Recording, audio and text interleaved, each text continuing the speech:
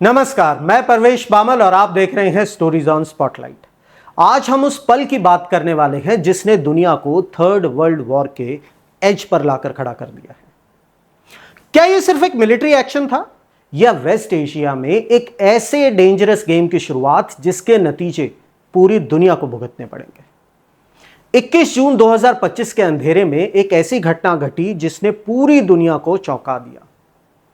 अमेरिकी राष्ट्रपति Donald Trump ने सोशल मीडिया पर ऐलान किया कि यूनाइटेड स्टेट्स ने ईरान के 3 सबसे महत्वपूर्ण न्यूक्लियर साइट्स फॉर्डो, नटान्स और इस्फहान पर हाईली सक्सेसफुल मिलिट्री स्ट्राइक्स किए हैं। ट्रंप ने दावा किया कि ईरान की मेजर यूरेनियम एनरिचमेंट फैसिलिटीज पूरी तरह से डिस्ट्रॉय हो चुकी हैं। उन्होंने यह भी चेतावनी दी कि अभी कई टारगेट्स बाकी हैं और अगर ईरान पीस नहीं चुनता है तो ट्रेजेडी बहुत बड़ी होगी।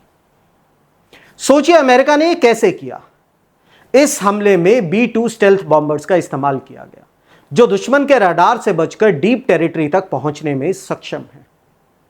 फॉर्डो पर GBU-57 मैसिव ऑर्डिनेंस पेनिट्रेटर यानी बंकर बस्टर बॉम्ब्स का इस्तेमाल किया गया। अमेरिका ही एकमात्र देश है जिसके पास ये बॉम्ब्स हैं। ये 13,600 किलो वजनी बॉम्ब्स पहाड़ों के नीचे बने हाई सिक्योरिटी बंकर्स को भी डिस्ट्रॉय कर सकते हैं।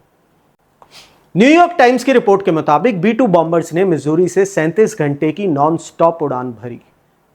इस्फहान और नतान्स पर submarine launched Tomahawk cruise missiles का भी उपयोग हुआ जिसकी संख्या लगभग 30 बताई जा रही है।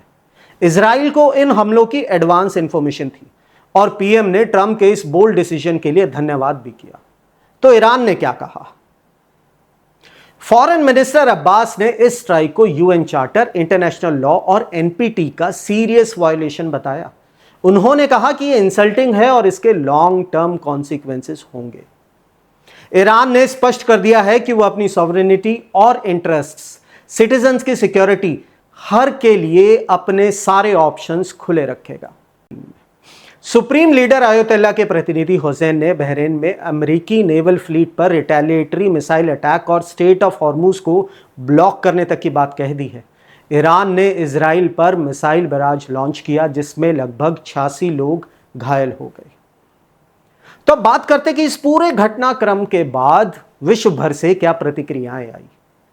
यूएन सेक्रेटरी जनरल एंटोनियो ने इस स्ट्राइक को सीरियस एस्केलेशन बताया और कहा कि यह इंटरनेशनल पीस और सिक्योरिटी के लिए डायरेक्ट थ्रेट है। IAEA चीफ ग्रॉसी ने इमरजेंसी मीटिंग बुलाई और न्यूक्लियर फैसिलिटीज पर आर्म्ड अटैक को पूरी तरह से नकार दिया। इजराइल के पीएम ने इसे गेम चेंजर बताया और Israel stock market record high पर खुला। वेनेजुएला एंड क्यूबा ने डेंजरस और इलीगल एक्शन का नाम दिया।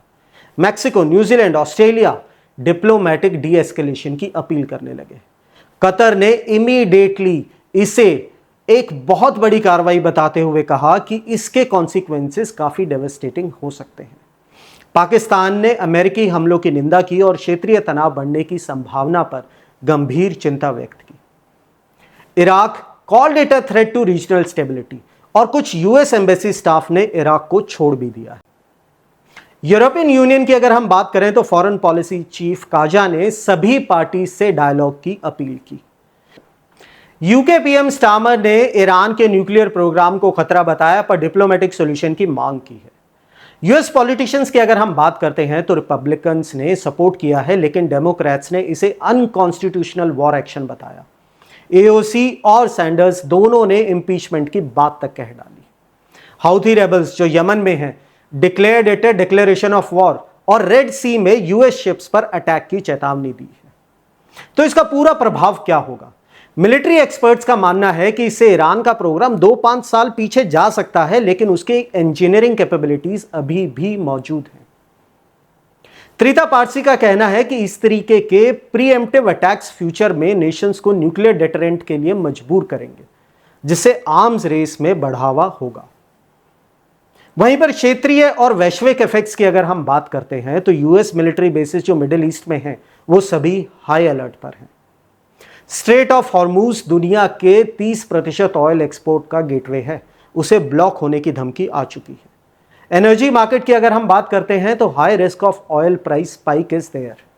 साइबर सिक्योरिटी की अगर हम बात करते हैं तो यूएस के क्रिटिकल इंफ्रास्ट्रक्चर पर ईरानियन साइबर अटैक्स का खतरा मंडरा रहा है। एयर स्पेस शटडाउन की अगर हम बात करते हैं तो इजराइल ने इनडेफिनिट नो फ्लाई जोन घोषित कर दिया है। डिप्लोमेसी की अगर हम बात करें तो ईरान साफ कह चुका है कि बात तब तक नहीं होगी जब तक इजराइल अटैक्स नहीं रोकेगा। भारत के स्टैंड की अगर हम बात करते हैं तो इंडिया ने न्यूट्रल स्टैंड अपनाया है और मीडिएटर की भूमिका निभा रहा है।